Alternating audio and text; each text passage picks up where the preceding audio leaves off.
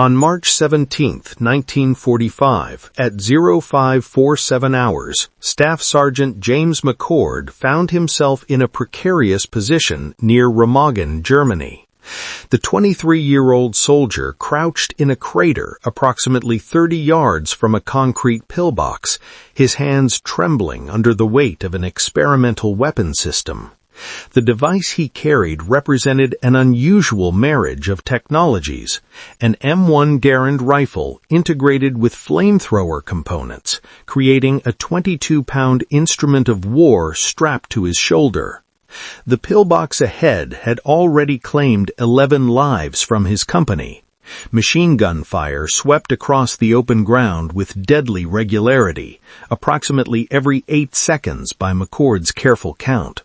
The fortification's concrete walls measured 4 feet in thickness, proving impervious to grenades that simply bounced off its surface and bazooka rounds that left nothing more than superficial scorch marks. Artillery bombardment would have been effective, but the proximity to a strategically vital bridge prevented its use. This bridge represented the Third Army's crucial crossing over the Rhine River, making its preservation a matter of paramount importance. McCord examined the weapon in his grasp, the M1 rifle flamethrower, bearing serial number 847. He belonged to an extraordinarily select group of exactly 43 men throughout the entire European theater who had been issued this experimental device. The briefings had failed to adequately prepare him for several realities: the substantial weight, the unsettling sensation of fuel tanks sloshing against his ribs with every movement, and perhaps most critically, the requirement to advance within 50 feet of the pillbox for the weapon to achieve effectiveness. When his squad leader signaled the assault, McCord began his advance. The tactical problem facing American infantry. By March 1945, American infantry forces confronted a deadly tactical challenge that was inflicting casualties by the hundreds: German fortifications. These were not the massive concrete bunkers of the Atlantic Wall, which had been either bypassed or overcome through overwhelming firepower. Instead, these positions were smaller and more insidious in nature: reinforced houses, concrete pillboxes, underground bunkers, and cellars featuring walls 6 feet thick. These defensive positions possessed the capacity to delay an entire company for hours or even days. Conventional assault tactics resulted in heavy casualties. A rifle squad attacking a pillbox using grenades and small arms could anticipate losses ranging from 30 to 50% even when the attack succeeded. Tank support provided assistance when available, but armored vehicles could not operate in all terrain. They became mired in rubble, proved vulnerable in close urban environments, and were in limited supply following the Bulge offensive, which had destroyed or damaged hundreds of them. Infantry units required something portable, something capable of reaching into fortified positions and eliminating defenders without necessitating direct frontal assaults. They needed portable incendiary capability. The Army possessed flamethrowers in its arsenal. The M2-2 flamethrower had been in service since 1943 and demonstrated devastating effectiveness. However, it weighed 70 pounds when fully loaded. The soldier carrying it could not simultaneously carry a rifle and could not defend himself beyond 50 feet. Furthermore, he became the primary target for every German soldier who identified him. Flamethrower operators in Europe experienced a life expectancy measured in days, sometimes merely hours. Between June 1944 and March 1945, the Army recorded 1,847 casualties among flamethrower operators in the European theater. This figure came from approximately 2,100 men trained and deployed with the weapon, representing an 88% casualty rate. Units were experiencing severe shortages of volunteers.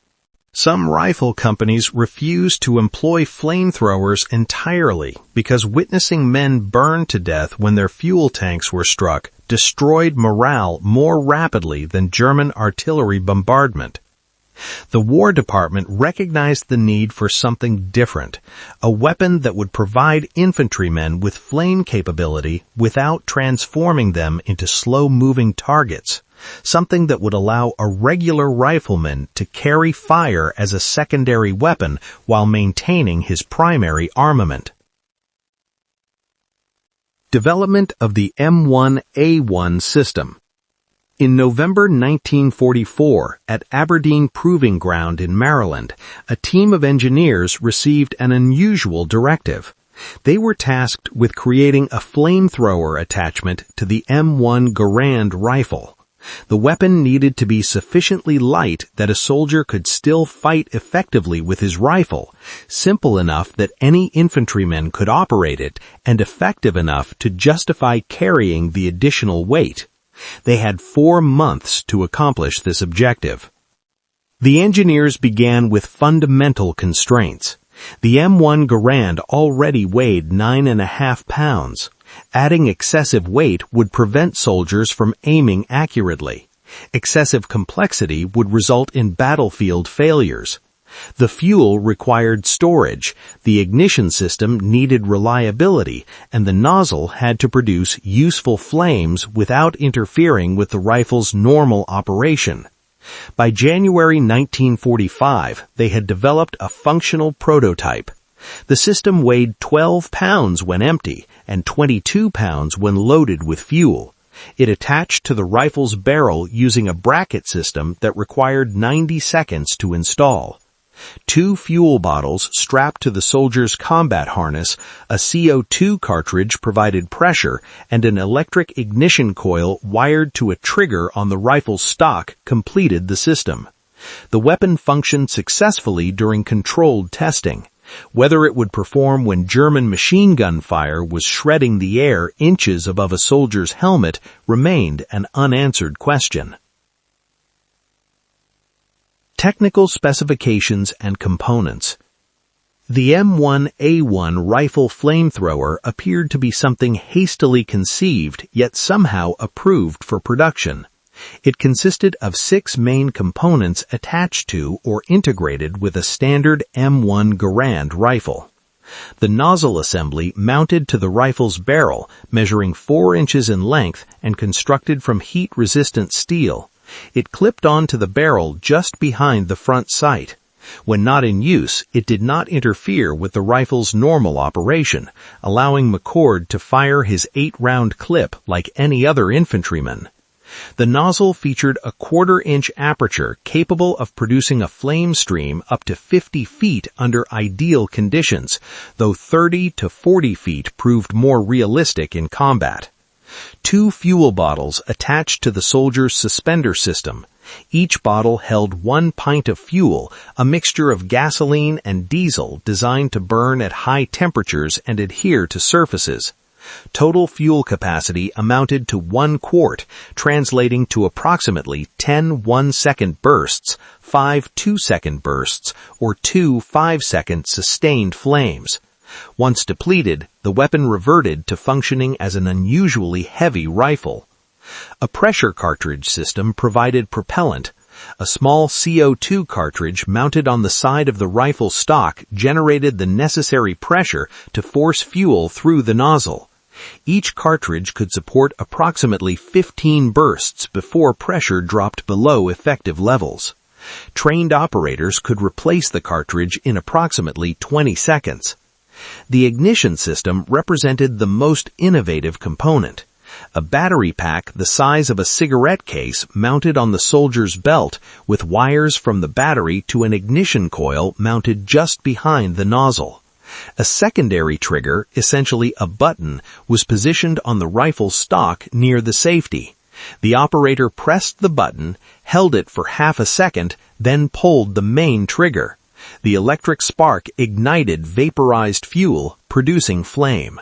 The entire system added 12 pounds to the rifle when loaded. bringing total weight to 22 pounds. This represented a 70% weight reduction compared to the M2-2 flamethrower. More importantly, the soldier carrying it remained a rifleman, retained his primary weapon, and could still engage targets at normal rifle ranges. The effective range measured 50 feet maximum, 30 feet reliably, and 20 feet for devastating effect. These numbers appeared terrible compared to the M2-2's 75-foot range. However, the M1A1 was not designed to replace the larger flamethrower. It was designed to provide regular infantrymen with a close-range option for fortified positions without requiring dedicated flamethrower operators. The official designation was M1A1 Rifle Flamethrower Adapter Kit. Soldiers developed various informal names for it. The Germans, when they encountered it and survived, called it Teufelatem, meaning devil's breath, because it came from soldiers who appeared to be regular infantrymen, who lacked the distinctive silhouette of a flamethrower operator, who could shoot bullets 1 second and deliver fire the next. Operational limitations and advantages. The weapon possessed several significant weaknesses. The fuel load was minimal, 10 seconds of fire when used carefully, less when not. The attachment system could loosen under heavy recoil. The ignition system proved vulnerable to water. The extra weight affected aim. The flame signature revealed the operator's position to every German within 200 yards. Despite these limitations, the weapon functioned effectively. During testing at Aberdeen, operators successfully engaged bunker targets at 30 feet with a 93% ignition success rate. The flame burned hot enough to force defenders out of concrete positions within 3 to 5 seconds. The psychological effect was immediate and overwhelming. Production began in February 1945 with an initial order of 500 units. By March, only 87 had been manufactured due to bottlenecks in electric coil production and quality control issues with the nozzle assemblies. Those 87 units were shipped to Europe with priority classification. 43 reached frontline infantry units by mid-March. The remainder sat in supply depots awaiting training protocols that did not yet exist. First combat employment. McCord advanced at a low crouch, zigzagging every 4 steps as training had taught him. The machine gun traversed, and dirt exploded to his left. He dove behind a destroyed half-track 20 feet from the pillbox, now close enough to hear German voices inside and smell the cordite from their weapons. His hands found the secondary trigger. He pressed and held it. The ignition coil required time to heat up, time to reach ignition temperature. This detail may have been mentioned during briefing, or perhaps he had forgotten it because his heart was pounding so intensely he could taste copper. Another soldier sprinted forward, Private Daniels, 19 years old, a farm kid from Iowa. The machine gun cut him down before he advanced 5 steps. McCord watched him fall, watched him attempt to crawl, watched him stop moving. After the required 2 seconds, McCord rose to one knee and aimed at the narrow firing slit in the pillbox, 20 feet away. He could see movement inside, dark shapes against darker concrete. He pulled the trigger. Nothing happened. The electric coil was supposed to ignite vaporized fuel automatically when the trigger was pulled, but something was malfunctioning. The connection was loose, the battery was weak, or the fuel was not vaporizing properly in the cold morning air. The temperature was 38 degrees. The system had been tested in temperatures above 50 degrees. McCord pressed the secondary trigger again, holding it longer this time. 3 seconds, then 4. His cramp was cramping. The machine gun was searching for him, bullets chipping away at the half-track's armor. He pulled the trigger. Flame erupted from the nozzle, 20 feet of liquid fire streaming toward that narrow slit. The flame was orange and yellow with blue at the core, producing a sound like 100 blowtorches firing simultaneously. It was simultaneously beautiful and terrible, and McCord was already moving, adjusting his aim, walking the fire across the pillbox face. The stream hit the firing slit. Flame poured into the opening. The machine gun stopped for 3 seconds. McCord counted, then heard screaming, high-pitched and desperate, the kind that chills the spine. The pillbox door burst open. 2 German soldiers stumbled out with their uniforms burning, their hair burning. They were beating at their faces with hands that were also burning. One fell after 3 steps. The other made it 6 steps before collapsing. McCord released the trigger. 1 burst, 3 seconds, 1/10 of his fuel load expended. But the pillbox was silent. The machine gun that had killed 11 men was no longer firing. The squad moved forward and found 3 more Germans inside, dead not from burns, but from heat and lack of oxygen. The flame had consumed all the air in the enclosed space within seconds. They had suffocated in their own bunker, while their lungs burned from superheated air. McCord looked at the weapon in his hands, at the nozzle still glowing faintly red, at the fuel gauge showing 90% remaining. He thought about the men he had just killed, about how they died, about whether there was a better way. He did not have time for philosophy. There were 6 more pillboxes between this position and the bridge. He had 9 more bursts remaining. Immediate tactical impact.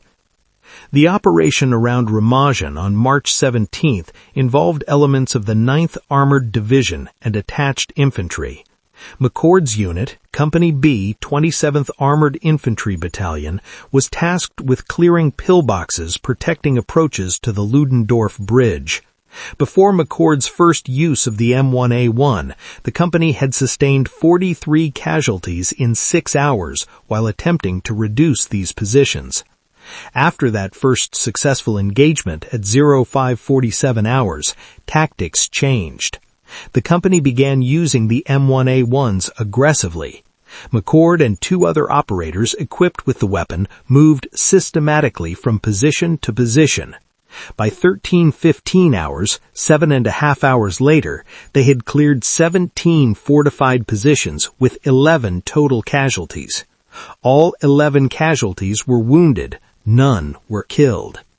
The contrast was stark. Before the M1A1, 43 casualties, 17 killed, to clear 0 positions. After the M1A1, 11 casualties, 0 killed, to clear 17 positions. The psychological effect on German defenders was immediate. Soldiers who saw flame emerging from what appeared to be a standard rifle did not understand what they were witnessing. They could not identify the operators at a distance, could not target them preferentially the way they had learned to target conventional flamethrower operators. By the time they realized what was happening, fire was pouring into their position. Prisoners captured after M1A1 attacks consistently reported the same experience. They had thought they were facing regular riflemen until fire appeared. That element of surprise proved extremely valuable. Rapid adoption and deployment challenges.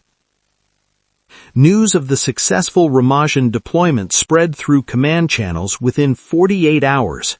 By March 20th, requests for M1A1 units flooded into supply headquarters. Units wanted them, needed them, and would trade artillery ammunition for them. The problem was supply. 87 units total in theater, 43 in frontline service, 44 sitting in depots because training protocols did not exist. The Army had not anticipated the weapon would work this well and had not prepared doctrine for its use. Flame erupted from the nozzle, 20 feet of liquid fire streaming toward that narrow slit. The flame was orange and yellow with blue at the core, producing a sound like 100 blowtorches firing simultaneously. It was simultaneously beautiful and terrible. and McCord was already moving, adjusting his aim, walking the fire across the pillbox face. The stream hit the firing slit. Flame poured into the opening. The machine gun stopped for 3 seconds. McCord counted, then heard screaming, high-pitched and desperate, the kind that chills the spine. The pillbox door burst open. 2 German soldiers stumbled out with their uniforms burning, their hair burning. They were beating at their faces with hands that were also burning. One fell after 3 steps. The other made it 6 steps before collapsing. McCord released the trigger. 1 burst, 3 seconds, 1/10 of his fuel load expended. But the pillbox was silent. The machine gun that had killed 11 men was no longer firing. The squad moved forward and found 3 more Germans inside, dead not from burns, but from heat and lack of oxygen. The flame had consumed all the air in the enclosed space within seconds. They had suffocated in their own bunker, while their lungs burned from superheated air. McCord looked at the weapon in his hands, at the nozzle still glowing faintly red, at the fuel gauge showing 90% remaining. He thought about the men he had just killed, about how they died, about whether there was a better way. He did not have time for philosophy. There were 6 more pillboxes between this position and the bridge. He had 9 more bursts remaining. Immediate tactical impact. The operation around Remagen on March 17th involved elements of the 9th Armored Division and attached infantry.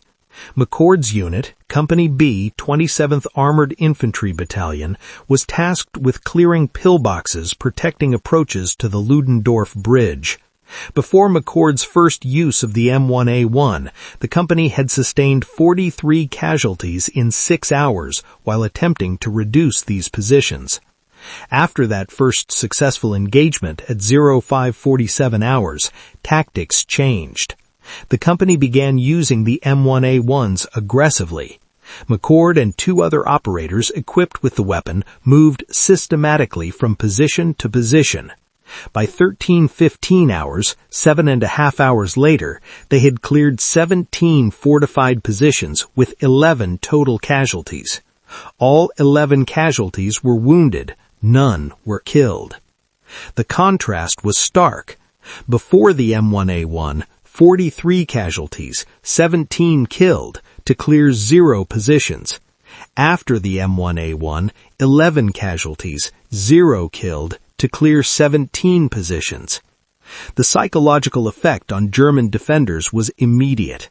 Soldiers who saw flame emerging from what appeared to be a standard rifle did not understand what they were witnessing. They could not identify the operators at a distance, could not target them preferentially the way they had learned to target conventional flamethrower operators. By the time they realized what was happening, fire was pouring into their position. Prisoners captured after M1A1 attacks consistently reported the same experience. They had thought they were facing regular riflemen until fire appeared. That element of surprise proved extremely valuable. Rapid adoption and deployment challenges. News of the successful Remagen deployment spread through command channels within 48 hours. By March 20th, requests for M1A1 units flooded into supply headquarters. Units wanted them, needed them, and would trade artillery ammunition for them. The problem was supply. 87 units total in theater, 43 in frontline service, 44 sitting in depots because training protocols did not exist. The Army had not anticipated the weapon would work this well and had not prepared doctrine for its use. Emergency training programs began on March 22nd. These consisted of 3-hour crash courses: attach the nozzle, connect the fuel lines, test the ignition system, engage targets at 20 feet on a practice range. There was no tactical doctrine, no integration with squad-level tactics. The instruction was simply to point the flame at the enemy and pull the trigger. It proved sufficient. By April 1st, 68 M1A1 systems were in active use across 3rd Army, 7th Army, and 1st Army units. Operators shared a common profile: experienced NCOs or senior privates, men who had seen combat, who understood close-quarters fighting, who would not freeze when German fire was intense. Urban combat applications. The weapon saw heaviest use in urban combat: Aachen, Cologne, Nuremberg, any city where German forces fortified buildings and fought room to room. The M1A1 excelled in this environment. An operator could approach a fortified building, engage through windows with rifle fire, then switch to flame for bunkers or basement positions. Sergeant Michael Torres of the 3rd Infantry Division used his M1A1 to clear 7 buildings in Nuremberg on April 18th. His after-action report noted that he fired through ground-floor windows into basement positions. The flames spread in enclosed spaces, and the enemy either evacuated or died in place. He did not need to enter the buildings. 0 friendly casualties resulted. That was the key advantage. The M1A1 allowed infantry to kill or displace defenders without entering the kill zone, without stacking up outside doors, without clearing rooms where one defender with a submachine gun could kill 3 attackers. Production and supply issues. Production ramped up. By April 15th, the Aberdeen facility was producing 30 units per week. This was not enough, not nearly enough. Demand exceeded supply by a factor of 10. Units were instructed to share the weapons, allocating 1 M1A1 per platoon, rotating operators, and conserving fuel. Fuel became the limiting factor. The special mixture required gasoline and diesel in specific ratios. Standard fuel supplies did not include the right mix. Supply sergeants improvised, mixing their own batches. Sometimes they got the ratios wrong and produced fuel that would not ignite or that exploded in the nozzle.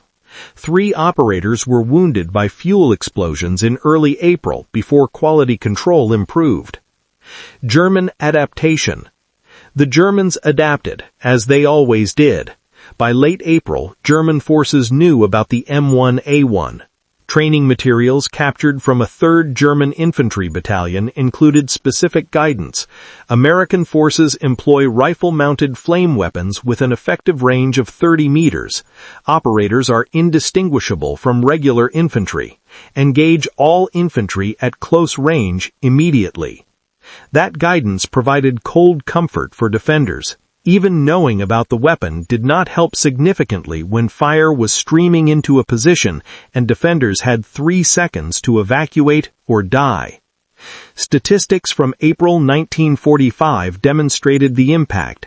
Infantry units with M1A1 support averaged 32% fewer casualties when reducing fortified positions compared to units without M1A1s. Time to clear similar positions dropped by 47%. German surrender rates increased by 61% when M1A1s were employed. The weapon was changing infantry tactics in real time. Technical operation and reliability. The M1A1 worked on principles that were simple in theory but complex in execution. Pressurized fuel plus controlled ignition equals directed flame. Getting those elements to work reliably in combat conditions was the challenge. The fuel mixture was critical. Pure gasoline burned too quickly, did not adhere to targets, and dissipated in the air. Pure diesel did not vaporize properly and would not ignite reliably. The optimal mixture was 65% gasoline, 35% diesel. This combination vaporized easily, ignited reliably, and burned long enough to be effective. In practice, operators rarely had access to the optimal mixture. They used what supply could provide, sometimes 70% gasoline, sometimes 50-50 mixtures. Performance varied accordingly. Higher gasoline content meant easier ignition, but less sustained burning. Higher diesel content meant harder ignition, but flames that stuck to targets and burned longer. The ignition system was the weapon's most frequent failure point. The electric coil needed to reach approximately 800 degrees Fahrenheit to reliably ignite fuel vapor. In cold weather, this took longer. In wet conditions, water could short out the electrical connection. Operators learned to keep spare battery packs in waterproof pouches, learned to test the ignition system before each mission, learned to carry a backup lighter in case the electric system failed completely. One operator, Corporal David Chen of the 45th Infantry Division, reported using cigarette lighters to manually ignite his M1A1 on 3 occasions when the electric system failed in rain. His technique involved pressing the lighter flame against the nozzle while pressing the trigger. It was dangerous and definitely not in the manual, but it worked. The pressure system had its own issues. CO2 cartridges lost pressure over time. A cartridge that sat for 2 weeks might only have enough pressure for 8 bursts instead of 15.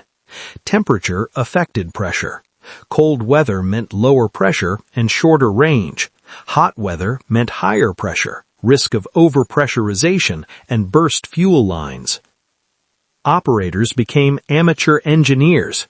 They learned to interpret the weapon's response. A strong whoosh sound indicated good pressure. A weak hiss meant pressure was dropping. They learned to regulate burst length based on pressure. Long bursts when pressure was high, short bursts when it was low. They learned to stop firing when range dropped below 20 feet because that indicated pressure was nearly exhausted. The attachment system required constant maintenance. The bracket holding the nozzle to the rifle barrel could loosen from recoil. Standard M1 Garand recoil was already significant. Adding the nozzle and fuel weight amplified stress on the attachment points. Operators checked tightness before each engagement and carried spare brackets. Some units had armorers modify the attachment system, adding reinforcing pins or heavier clamps. Operational constraints. Range was always the limitation. 50 feet maximum, 30 feet reliable, 20 feet devastating. Those numbers were fixed by physics. The pressure system could only force fuel so far. Wind reduced range significantly. A 10-mile-per-hour crosswind could cut effective range to 25 feet. Rain reduced range to 20 feet. Snow was worse. Operators adapted their tactics. They used terrain, got closer, waited for optimal firing positions. A soldier with an M1A1 learned to think like a hunter, patient, precise, picking shots. One burst could clear a position or reveal the operator's location and result in death. The psychological impact extended beyond enemy fear. Friendly troops found the weapon unsettling. The smell of burning diesel and gasoline, the screaming when fire found human targets, the distinctive whoosh roar sound that was recognizable from 200 yards. Some soldiers refused to fight near M1A1 operators, afraid of being hit by friendly fire or becoming targets for German retaliation. Operators dealt with their own psychological burden. Every man who carried the M1A1 understood what it did, understood that burning people alive was one of the worst ways to die. Some operators requested transfer after a few missions. Others became coldly professional about it, viewing the weapon as just another tool. Staff Sergeant McCord's diary entry from April 3rd read, "Used the burner 4 times today. 11 Germans dead. Cannot think about their faces. Cannot think about the sounds. Have to remember they were shooting at us first. Have to remember Phillips and Daniels and all the others they killed. Have to sleep somehow." End of war and post-war classification. Germany surrendered on May 8, 1945. The war in Europe ended. Production of the M1A1 stopped on May 15th. Total units manufactured, 653. Units that saw combat, 112. Total confirmed kills attributed to M1A1 use, approximately 2,400 enemy soldiers. The Army classified the weapon system immediately after the war. All technical documents were restricted. All after-action reports mentioning the M1A1 were reclassified. Operators were told not to discuss the weapon. The official explanation cited potential usefulness in future conflicts. The real reason was more complex. The Army was uncertain how to handle a weapon that was so effective yet so disturbing. Flamethrowers had always been controversial. The M1A1 made flame weapons accessible to regular infantry, not just specialists. That raised questions about escalation, about how future wars would be fought, about whether some weapons should remain restricted regardless of effectiveness. The weapon was tested during the Korean War in limited numbers. 3 units deployed to Korea in late 1950. They were withdrawn after 6 weeks. The official report cited maintenance difficulties in cold weather conditions. Unofficial reports suggested the weapon performed well, but that political concerns about incendiary weapons led to its removal. The M1A1 was declassified in 1967. By then, the weapon was obsolete. Modern rifles had different dimensions. The M14 and later the M16 could not mount the attachment system. Flamethrower technology had evolved to man-portable incendiary grenade launchers. The tactical niche the M1A1 filled was now served by other weapons. Sergeant Torres wrote in 1988, "We knew what we were doing was horrible. We knew it would give people nightmares, but it saved American lives. Every position I burned out with that weapon was a position my squad did not have to assault. Every German I killed with fire was a German who could not kill my men. I will carry what I did for the rest of my life, but I would do it again." The human cost. Staff Sergeant James McCord survived the war. He returned to Indiana in July 1945. He never spoke publicly about the M1A1 until 1995, when a military historian tracked him down for an interview. By then, he was 73 years old, running a hardware store, still dreaming about March 17, 1945. "The weapon worked," he said. "Maybe worked too well. We had something that let us kill people in one of the worst ways possible, and we used it because it saved our lives. I do not know what that says about us, about war, about what we are willing to do when we are scared and desperate."